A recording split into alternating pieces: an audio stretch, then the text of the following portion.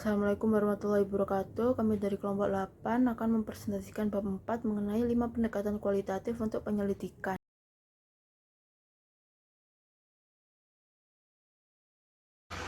Materi yang pertama ada penelitian narasi, di mana definisi dan latar belakangnya itu penelitian ini memiliki banyak bentuk, menggunakan berbagai praktik analisis dan berakar pada bagian disiplin ilmu sosial dan humaniora.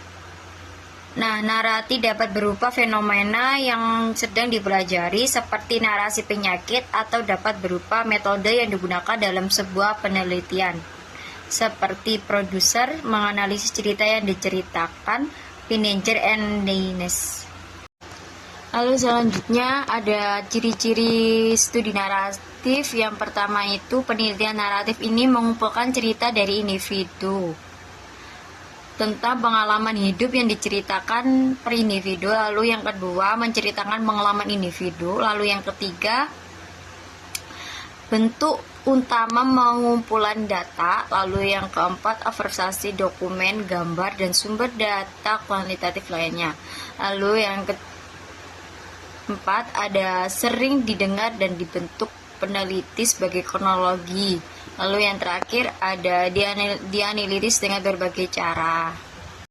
Selanjutnya ada jenis narasi, yaitu yang pertama studi biografi, yang kedua autonografi, ditulis dan direkam oleh individu.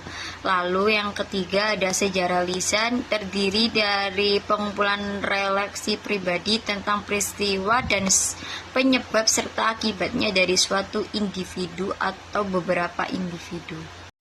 Dan selanjutnya ada prosedur pelaksanaan penelitian naratif, yaitu yang pertama itu menentukan apakah masalah atau pertanyaan ini meneliti paling sesuai dengan penelitian naratif.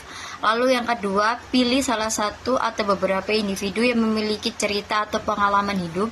Lalu yang kedua, pertimbangkan bagaimana pengumpulan data dan pencatatan dapat mengambil bentuk yang berbeda.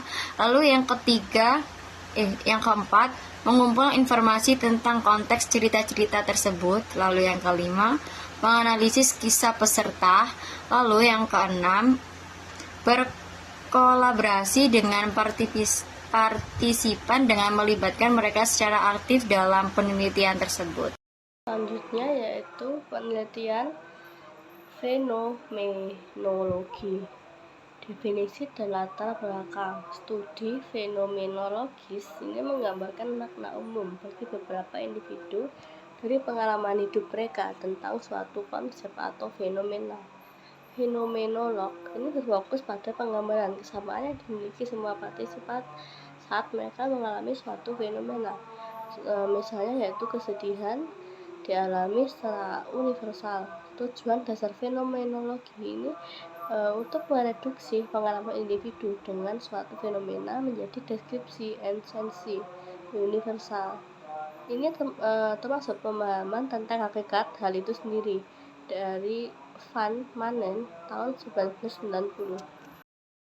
Selanjutnya yaitu pada tingkat yang lebih luas, Stewart dan McConas pada tahun 1990 menekankan 5 perspektif filosofi dalam fenomenologi. Yang pertama yaitu kembali ke tugas-tugas tradisional filsafat. Yang kedua, filsafat tanpa praanggapan. Pendekatan fenomenologi adalah menangguhkan semua penelitian tentang apa yang nyata, yaitu sikap alami, hingga penelitian tersebut didasarkan pada dasar yang lebih pasti. Yang ketiga yaitu intensionalitas kesadaran, di mana ide ini merupakan kesadaran selalu diarahkan pada suatu objek muncul dalam kesadaran. Yang keempat itu penolakan dikotomi subjek-objek. Yang kelima yaitu seorang untuk menulis fenomenologi akan lalai jika tidak masuk ke beberapa diskusi tentang peranggapan filosofi fenomenologi beserta metode dalam bentuk pendidikan ini.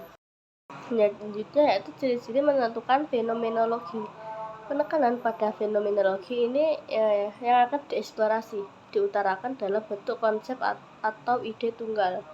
Eksplorasi fenomenologi atau eksplorasi fenomena ini dengan sekelompok individu yang semuanya telah mengalami fenomena tersebut. Yang ketiga, diskusi filosofi tentang ide-ide dasar yang terlibat dalam menentukan fenomenologi. Yang keempat, dalam beberapa bentuk fenomenologi, peneliti mengurung dirinya sendiri atau dirinya sendiri keluar dari penelitian dengan membahas pengalaman pribadi dengan fenomena tersebut. Yang kelima, analisis data yang dapat mengikuti prosedur sistematis yang bergerak dari unit analisis yang tepat. Yang keenam, fenomenologi diakhiri dengan bagian deskripsi yang membahas esensi pengalaman bagi individu. Selanjutnya yaitu jenis-jenis fenomenologi. Yang ada dua, yang pertama yaitu hermeneutik, yaitu dari Farmanen 1990. Itu menjelaskan bahwa hal ini berfokus pada pengalaman hidup yang ditafsirkan melalui teks kehidupan tanpa aturan ketat. Peneliti mengeksplorasi fenomena yang menjadi perhatian khusus dan menulis deskripsi yang mempertahankan keseimbangan antara detail dan keseluruhan. Kemudian menginterpretasikan arti dari pengalaman hidup ini. Yang kedua yaitu transendental atau psikologis. Mostad 1945 ini menjelaskan hal ini berfokus pada deskripsi pengalaman partisipan menggunakan konsep FUC atau bracketing, di mana peneliti berusaha menyingkirkan pandangan pribadi untuk melihat fenomena secara objektif. Metode ini mencakup identifikasi fenomena, pengumpulan data dari berbagai orang, analisis pernyataan signifikan, pembentukan tema, serta deskripsi tekstual apa yang dialami, dan struktural bagaimana pengalaman tersebut dalam konteks untuk mengungkapkan esensi keseluruhan dari pengalamannya. Yaitu prosedur pelaksanaan penelitian fenomenologi ada 8. Yang pertama yaitu peneliti menentukan apakah masalah peneliti paling baik diteliti menggunakan pendekatan fenomenologis. Yang kedua yaitu fenomena yang menarik untuk dikaji seperti kemarahan, profesionalisme, apa artinya kekurangan berat badan, atau apa artinya menjadi pegulat atau identifikasikan. Yang ketiga, penelitian mengenali dan menentukan asumsi filosofi fenomenologi yang luas. Yang keempat, data dikumpulkan dari individu yang telah mengalami fenomena tersebut. Seringkali pengumpulan data dalam studi fenomenologi terdiri dari wawancara mendalam dan berulang dalam partisipan. Yang kelima, peserta biasanya ditanyai tentang pertanyaan yang luas atau pertanyaan umum yang luas, seperti apa yang Anda alami terkait fenomena tersebut. Yang keenam yaitu langkah-langkah analisis data fenomenologi secara umum serupa untuk semua fenomenologi psikolog yang membahas metode tersebut.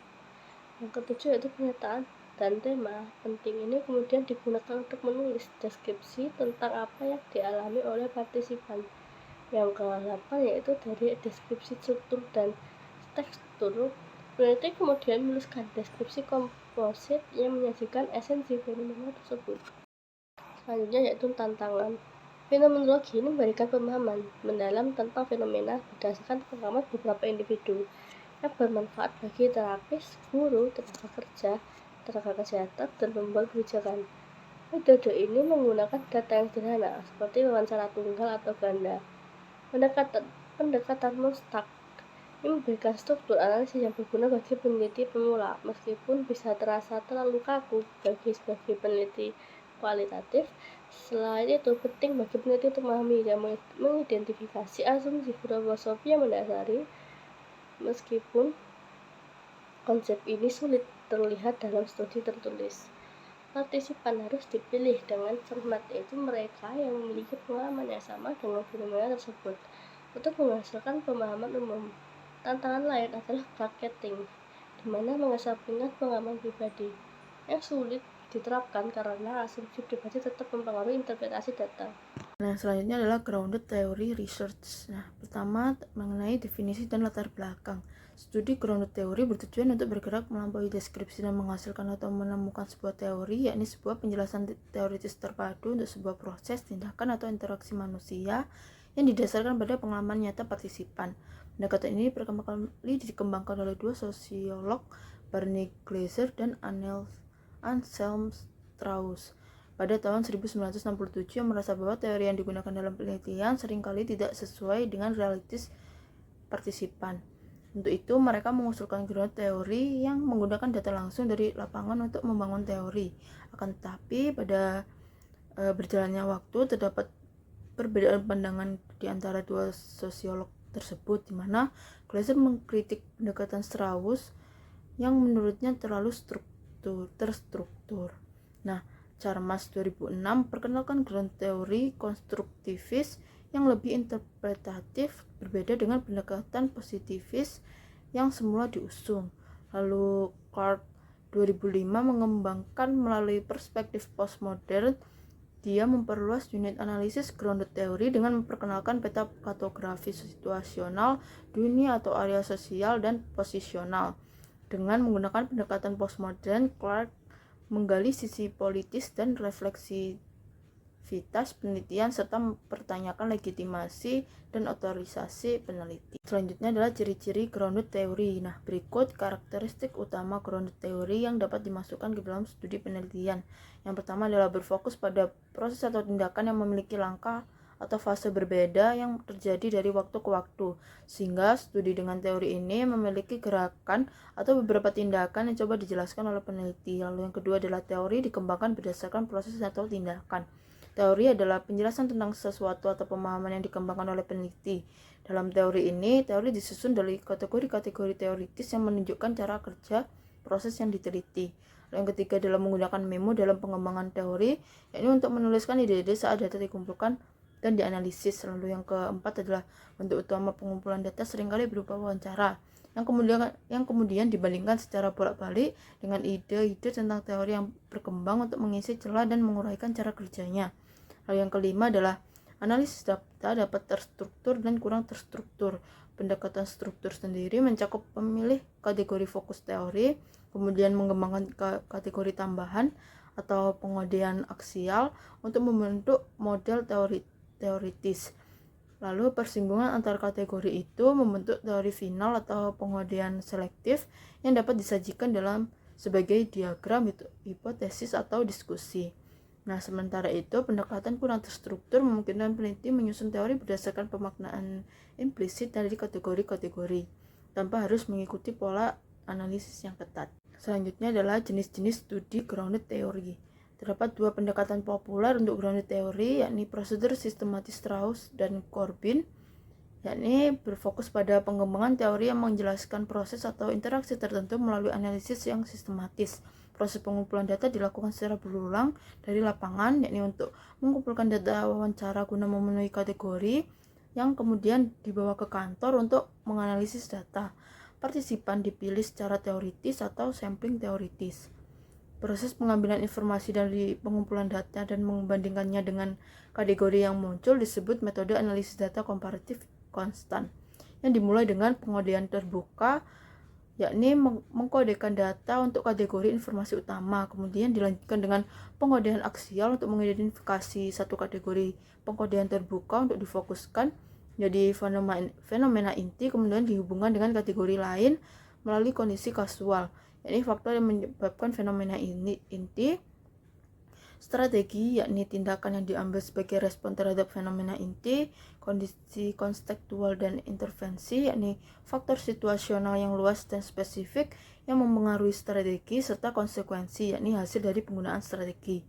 Yang kemudian dilanjutkan dengan pengodean selektif, yakni teori dihasilkan melalui hipotesis atau narasi yang menghubungkan kategori-kategori. Nah, selain itu, Strauss dan Corbin mengembangkan matriks kondisional untuk memahami hubungan antara kondisi makro dan mikro, tapi jarang digunakan dalam praktik karena keterbatasan sumber daya dan waktu. Nah, hasil teori sering dianggap sebagai teori substantif tingkat rendah yang spesifik pada konteks tertentu. Lalu pendekatan yang kedua adalah pendekatan konstruktivis oleh Charmas. Yakni menekankan pada fleksibilitas dan perspektif sosial, mempertimbangkan keragaman realitas sosial, kompleksitas, dan pandangan partisipan. Pendekatan ini mengakui banyak sudut pandang dan mengaji pengalaman dalam jaringan dan hubungan tersembunyi. Lalu pendekatan ini lebih memprioritaskan pandangan nilai, keyakinan, dan ideologi individu daripada metode teknis atau diagram yang rumit. Lalu Charmas menganjurkan penggunaan kode aktif seperti frasa Gerund, misalnya requesting live, untuk menjaga fokus pada aksi dalam data. Nah, pada pendekatan ini peneliti memainkan peran aktif dalam membentuk kategori, memajukan nilai-nilai pribadi, dan mempengaruhi teori yang dihasilkan. Menurut Charmas, hasil grounded theory bersifat sugestif selektif, tidak lengkap, dan tidak meyakinkan. Selanjutnya adalah prosedur untuk melakukan penelitian grounded theory. Dimulai dengan menentukan apakah grounded theory paling cocok untuk mempelajari masalah penelitiannya, terutama jika teori yang ada belum mampu menjelaskan teori yang ingin diteliti. Lalu, peneliti mengajukan pertanyaan terbuka kepada partisipan untuk memahami pengalaman mereka terhadap suatu proses. Kemudian, peneliti menyusun pertanyaan mendetail, yakni fase pengkodean aksial untuk menggali fenomena inti, kondisi kasual, strategi, konsekuensi dari fenomena tersebut. Data biasanya dikumpulkan melalui wawancara atau dengan bentuk lain yang dikumpulkan hingga teori dapat dikembangkan sepenuhnya. Nah, jika wawancara, biasanya melalui 20-60 wawancara. Kemudian, analisis data dilakukan dalam beberapa tahap, yakni ada 4 tahap, di mana pengodean terbuka mengidentifikasi kategori utama, lalu pengodean aksial membangun hubungan antara kategori yang menyajikan dalam model visual. Lalu yang ketiga adalah pengodean selektif, yakni peneliti merangkai kategori dalam bentuk cerita atau menetapkan hipotesis. Dan yang keempat adalah proses memoing yang mendukung pengembangan teori dengan mencatat ide-ide selama analisis. Nah, hasil akhirnya adalah teori substantif yang dapat diuji lebih lanjut untuk verifikasi atau menjadi kesimpulan akhir dari penelitian. Nah, selanjutnya adalah tantangan. Terdapat 4 tantangan. Yang pertama adalah peneliti harus menahan diri untuk tidak membawa asumsi atau teori yang ada agar teori substantif dan analitis bisa muncul secara alami. Lalu yang kedua adalah meskipun pendekatan ini induktif dan terus berkembang, penelitian ground theory tetap memerlukan prosedur yang sistematis, terutama menurut Corbin dan Strauss. Lalu yang keempat adalah kesulitan dalam menentukan kapan kategori-kategori telah jenuh atau kapan teori tersebut cukup terperinci, yang dapat diatasi dengan menggunakan pengambilan sampel diskriminan, yaitu pengambilan data dari partisipan tambahan yang berbeda dari sampel awal untuk menguji kesesuaian teori yang muncul. Lalu yang keempat adalah peneliti harus memahami bahwa hasil akhir penelitian ini adalah sebuah teori yang mencakup komponen-komponen seperti fenomena sentral, kondisi kasual, strategi konteks, dan konsekuensi. Nah, pendekatan Strauss dan Corbin yang struktur ini mungkin terasa kurang fleksibel bagi sebagian peneliti kualitatif, sehingga pendekatan Chalmers yang kurang terstruktur dan lebih mudah diadaptasi dapat digunakan. Kemudian ada penelitian etnografi. Nah, definisi dan latar belakang dari penelitian etnografi ini merupakan pendekatan penelitian kualitatif yang berfokus pada pengamatan dan deskripsi mendalam tentang kehidupan sosial suatu kelompok atau komunitas. Penelitian ini sering digunakan dalam bidang antropologi, namun telah meluas ke berbagai disiplin ilmu. Etnografi ini membantu peneliti memahami budaya dan interaksi sosial suatu kelompok dalam konteks alami mereka. Nah, penelitian ini melibatkan pengumpulan data melalui observasi langsung dan partisipasi di lapangan, memungkinkan peneliti untuk mengamati perilaku kebiasaan dan nilai-nilai yang membentuk budaya kelompok tersebut. Nah, kemudian ada ciri-ciri etnografi yang baik. Yang pertama, ada deskripsi budaya yang mendalam. Nah, etnografi ini berfokus pada pembuatan deskripsi yang komprehensif tentang budaya suatu kelompok. Hal ini dapat mencakup seluruh kelompok atau bagian dari kelompok tertentu dan biasanya berfokus pada perilaku sosial yang dapat diidentifikasi. Lalu, yang kedua ada pencarian pola. Nah, penelitian etnografi ini mencari pola dalam aktivitas kelompok termasuk ide, keyakinan, dan perilaku sosial mereka. Pola ini bisa berupa ritual, adat, atau keteraturan yang muncul dari interaksi sosial dan perilaku kelompok. Lalu ada keterlibatan dalam budaya. Nah, etnografi ini memerlukan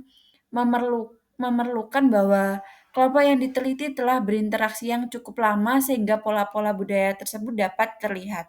Hal ini berarti kelompok tersebut memiliki budaya yang utuh. Lalu yang keempat ada peran teori dalam penelitian. Nah, teori ini berperan penting dalam mengarahkan peneliti.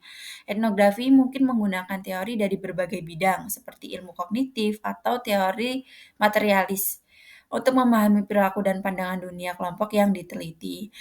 Kemudian ada pengumpulan data yang beragam. Peneliti etnografi ini mengumpulkan data melalui berbagai metode seperti wawancara, observasi, dan analisis artefak. Hal ini dapat memberikan gambaran yang lebih lengkap tentang budaya yang diteliti. Kemudian ada analisis data. Data analisis ini Dalam analisis data, penelitian mengandalkan pandangan partisipan dan melaporkannya dalam bentuk kutipan langsung. Data yang dikumpulkan kemudian disintesis untuk menghasilkan interpretasi budaya yang lebih holistik, lalu memahami cara kerja kelompok. Etnografi ini bertujuan untuk memahami bagaimana kelompok berfungsi dan cara hidup mereka. Pertanyaan penting yang sering diajukan adalah bagaimana sistem ini berfungsi dan bagaimana anggota kelompok belajar serta beradaptasi dalam kelompok tersebut. Lalu yang terakhir ada mengembangkan pemahaman baru. Melalui etnografi ini, pembaca diharapkan dapat pemahaman baru dan mendalam tentang kelompok yang diteliti, termasuk cara kerja, kehidupan mereka yang sebelumnya tidak diketahui. Nah, dengan karakteristik-karakteristik ini, etnografi dapat memberikan wawasan yang mendalam dan menyeluruh tentang budaya serta interaksi sosial dalam kelompok tertentu. Selanjutnya adalah jenis-jenis dari penelitian etnografi. Nah, penelitian etnografi itu sendiri memiliki berbagai bentuk, termasuk etnografi pengakuan dosa, riwayat hidup, autoetnografi, etnografi feminis, novel etnografi, dan etnografi visual. Ada dua jenis etnografi yang paling umum. Ada etnografi realistik dan etnografi kritis. Etnografi realis ini merupakan pendekatan tradisional yang ditunjukkan untuk menyajikan laporan objektif tentang budaya. Biasanya ditulis dari sudut pandang orang ketiga. Peneliti mengamati dan mendeskripsikan kehidupan sehari-hari peserta secara detail, menggunakan kategori standar untuk menggambarkan aspek budaya seperti kehidupan keluarga dan jaringan sosial. Nah, di sisi lain, etnografi kritis ini mengutamakan advokasi dan berfokus pada isu-isu ketidaksetaraan serta dominasi sosial. Penelitian kritis berusaha memberdayakan kelompok yang terpinggirkan dengan menentang sistem kekuasaan yang tidak adil, serta menganalisis bagaimana struktur sosial mempengaruhi kehidupan individu. Dengan memahami kedua pendekatan ini, kita dapat melihat bagaimana tujuan dan perspektif peneliti membentuk cara mereka melakukan penelitian etnografi itu sendiri. Selanjutnya ada prosedur pelaksanaan penelitian etnografi. Nah, seperti yang kita ketahui, etnografi adalah metode penelitian kualitatif yang tidak memiliki satu cara tetap untuk dilaksanakan. Nah, prosedur berikut ini menggabungkan elemen dari etnografi realis dan kritis. Yang pertama ada tentukan kesesuaian desain. Yang pertama akan kita lakukan adalah memastikan bahwa etnografi adalah metode yang tepat untuk menjawab pertanyaan penelitian. Etnografi cocok digunakan untuk menggambarkan cara kerja suatu kelompok budaya dan mengeksplorasi kepercayaan perilaku serta masalah yang dihadapi oleh kelompok tersebut. Kemudian ada identifikasi kelompok yang akan diteliti. Kita harus menemukan kelompok dengan budaya yang homogen. Kelompok ini biasanya memiliki anggota yang telah lama bersama, sehingga mereka memiliki bahasa, pola perilaku, dan sikap yang saling terhubung.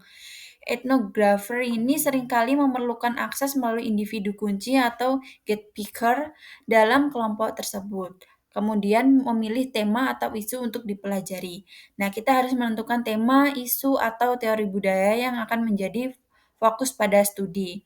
Hal ini bisa berkaitan dengan topik seperti sosialisasi, ketidaksetaraan, atau perkembangan individu. Tema ini akan membantu membingkai analisis terhadap kelompok yang diteliti. Kemudian kita harus menentukan jenis etnografi. Kita harus memilih apakah akan menggunakan etnografi realis untuk menggambarkan cara kerja kelompok atau etnografi kritis untuk mengungkapkan isu-isu seperti kekerasan dan ketidakadilan. Kemudian pengumpulan data di lapangan. Dalam melakukan penelitian ini, di lokasi di mana kelompok tersebut tinggal atau berinteraksi. Ini mencakup mengamati kehidupan sehari-hari mereka dan mengumpulkan berbagai jenis data seperti wawancara, observasi, dan analisis konten. Etnografer ini harus sensitif terhadap isu-isu etika dan berupaya memberikan penghormatan kepada partisipan. Lalu ada analisis data. Setelah mengumpulkan data, etnografer menganalisis informasi untuk mendeskripsikan kelompok dan tema yang muncul. Peneliti menyusun deskripsi terperinci tentang kelompok tersebut, kemudian mengidentifikasi pola dan topik yang menunjukkan bagaimana mereka hidup. Yang terakhir adalah menyusun kesimpulan. Nah, hasil akhir dari analisis ini adalah gambaran holistik tentang budaya kelompok yang mencakup perspektif peserta dan peneliti. Temuan ini dapat merefleksikan kebutuhan kelompok atau merekomendasikan perubahan sosial. Hasil penelitian ini juga bisa dijadikan dalam bentuk pertunjukan seni seperti teater atau puisi. Lalu ada tantangan. Nah, etnografi ini sendiri merupakan metode penelitian yang dapat menantang karena beberapa alasan. Yang pertama adalah peneliti harus memiliki pemahaman yang mendalam tentang antropologi budaya dan sistem budaya agar bisa menganalisis kelompok yang sedang diteliti. Proses dari pengumpulan data juga memakan waktu yang lama karena peneliti perlu menghasilkan banyak waktu di lapangan untuk benar-benar memahami kehidupan sehari-hari kelompok tersebut. Selain itu, narasi etnografi sering ditulis dengan gaya sastra yang mirip mendongeng, yang bisa membatasi audiens dan menjadi tantangan bagi peneliti yang lebih terbiasa dengan penulisan ilmiah tradisional. Ada juga resiko bagi peneliti untuk terlalu terlibat dan menjadi bagian dari kelompok yang diteliti, sehingga sulit untuk tetap objektif. Yang terakhir, peneliti harus peka terhadap kebutuhan dan perasaan individu dalam kelompok yang sedang dipelajari, serta mampu melaporkan dampak penelitian yang terhadap mereka sendiri. Dengan memahami tantangan ini, peneliti etnografi dapat lebih siap menghadapi berbagai masalah yang mungkin muncul selama masa penelitian itu sendiri. Materi selanjutnya mengenai case study research. Nah, di sini ada definisi dan latar belakang penelitian studi kasus. Nah, penelitian studi kasus itu adalah metode kualitatif yang berfokus pada pemahaman mendalam terhadap satu atau beberapa kasus dalam konteks kehidupan nyata. Kasus yang dipelajari itu bisa berupa individu, organisasi, peristiwa, atau fenomena spesifik yang terkait oleh batasan waktu dan tempat. Pendekatan ini sering digunakan di bidang psikologi, hukum, dan pendidikan karena kemampuannya dalam menggali kompleksitas dalam konteks alami, sehingga menghasilkan wawasan yang kaya dan mendetail tentang fenomena yang unik atau kompleks. Tidak seperti metode lainnya yang sering berupaya membuat generalisasi, studi kasus bertujuan untuk memahami karakteristik unik dari setiap kasus dalam situasi yang sebenarnya. Adalah karakteristik utama studi kasus. Studi kasus itu memiliki beberapa karakteristik utama. Salah satu yang paling menonjol itu adalah penggunaan berbagai sumber data seperti wawancara, observasi, dan dokumen untuk menciptakan gambaran yang komprehensif. Pendekatan multiguna ini yang dikenal sebagai triangulasi itu membantu meningkatkan keakuratan dalam kedalaman analisis. Selain itu, studi kasus itu sering menghasilkan narasi terperinci yang mencakup deskripsi dan analisis tema. Peneliti bisa mengorganisir tema ini secara kronologis, membandingkan antar kasus, atau bahkan mengembangkan model teoritis. Tujuan akhirnya adalah untuk menyajikan laporan yang mendalam dan kontekstual untuk memahami pola dan makna yang muncul dari kasus. Selanjutnya ada jenis-jenis studi kasus. Ada 3 jenis utama studi kasus, ada intrinsik, instrumental, dan juga kolektif. Dalam intrinsic case study, peneliti itu tertarik pada kasus itu sendiri karena sifatnya yang unik dan menarik. Misalnya mempelajari organisasi inovatif yang memiliki metode khas. Kemudian instrumental case study itu memanfaatkan kasus untuk memahami isu yang lebih luas, seperti meneliti satu sekolah untuk memahami metode pengajaran yang efektif.